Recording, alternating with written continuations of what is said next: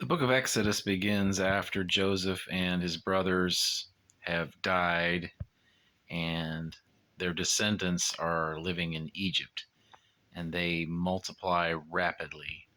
Although, if you model out the math, it takes a while to really get the numbers cranking.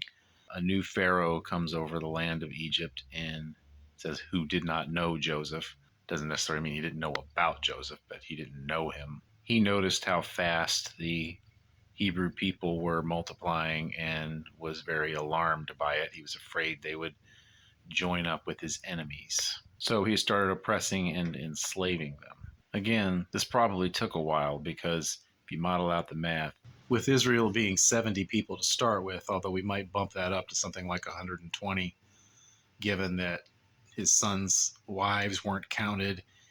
And presumably he had some granddaughters, not like 50 grandsons and no granddaughters. So we start with a little bit higher number. And with a high birth rate, you'd still only be a few thousand people by the death of Joseph. I'm going to guess that they started the persecution just a few years before the birth of Moses. Pharaoh tried an edict of making the midwives kill baby boys and let the girls live. But the midwives didn't do that because they believed and feared God, and God blessed them for this. So then Pharaoh changed the command to be throw them into the Nile. And just to summarize it briefly, when Moses was born, they put him in a basket and floated him in the river, obviously keeping an eye on him. They weren't just going to let him float away. And Pharaoh's daughter found him and adopted him, although his own mother got to be his nurse and be paid to do it, to nurse him. But he grew up as the son of Pharaoh's daughter.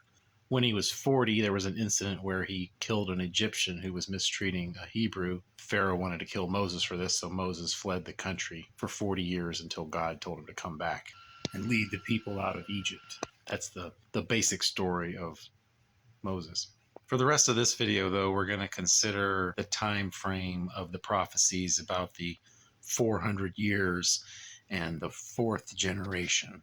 It's often assumed that the 400 years spoken of in Genesis 15 referred to 400 years of actually being slaves after Israel moved to Egypt. The verse actually says, "And he said unto Abram, Know of a surety that thy seed shall be a stranger in a land that is not theirs, and shall serve them, and they shall afflict them 400 years. But in the fourth generation they shall come hither again." So at this point, Abraham doesn't have any children at all, and his seed is going to be Isaac. And from birth, Isaac is going to live in a land that isn't his. So the 400 years could conceivably begin with the birth of Isaac. Where it says, "and shall serve them," that's fairly vague. That doesn't say necessarily the serving will happen over the whole 400 years.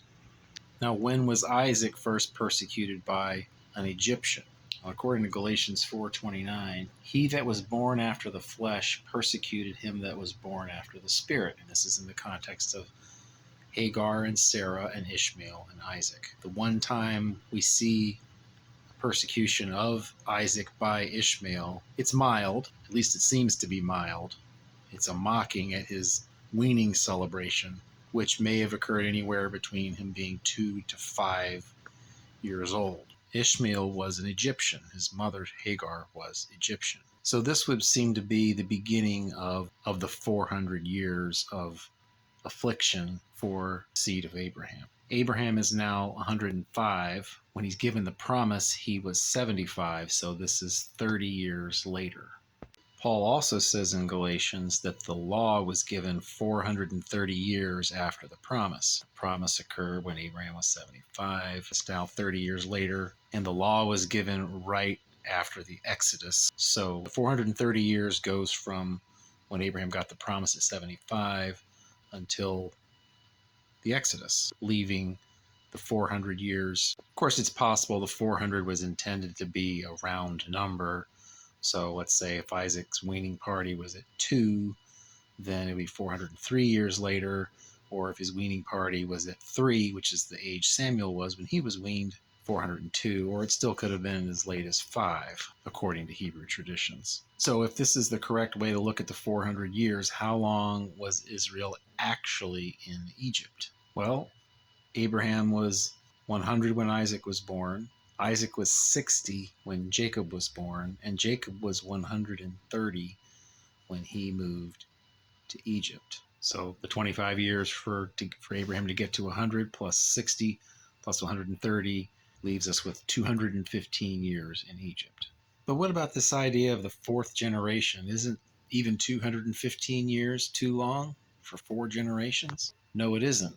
Levi was probably in his mid to late 40s when he moved to Egypt. His son Kohath was probably a small child at the time they moved to Egypt. If he had his son Amram at the age of 70, and Amram had Moses at the age of 68, Moses is 80 at the Exodus, that comes to 218 years, which works out fine if Kohath was born 3 years before they moved to Egypt. We have a very similar example in our own day of only 3 generations in over 215 years. President John Tyler of the United States was born in 1790. In 1853, at the age of 63, he had a son. And that son had a son in 1928 at the age of 75. That son is still alive today at the age of 94. That's only 3 generations in 233 years. What about Jochebed? Jochebed is Moses' mother, but she's also said to be the daughter of Levi. Now that could mean granddaughter, great-granddaughter, but let's say that she actually was the daughter of Levi. Her husband was Amram, and it says he married his father's sister, and it's also been suggested that that word for sister could mean a female relative that's not a sister. But again, let's just assume that Amram really did marry his aunt, and his aunt really was the daughter of Levi. How would this work? After all, then Moses would be the grandson of Levi as well as the great-grandson. This could still work. Sarah died at the age of 127, and Abraham was 137 at that time, and then he married Keturah and had 6 sons after that. Levi lived to be 137. So if Jochebed was born in the last couple years of his life, and if we go with the other numbers I suggested, then she would have been significantly younger than her nephew/husband, and she would have been about 45 when Moses was born, her youngest child. If all that's the case, the 4th generation could be counted in multiple ways. It could be Jacob, Levi, Jochebed, Moses. It could be Levi, Kohath, Amram, Moses, or even Levi, Jochebed, Moses, and Moses' son Gershom.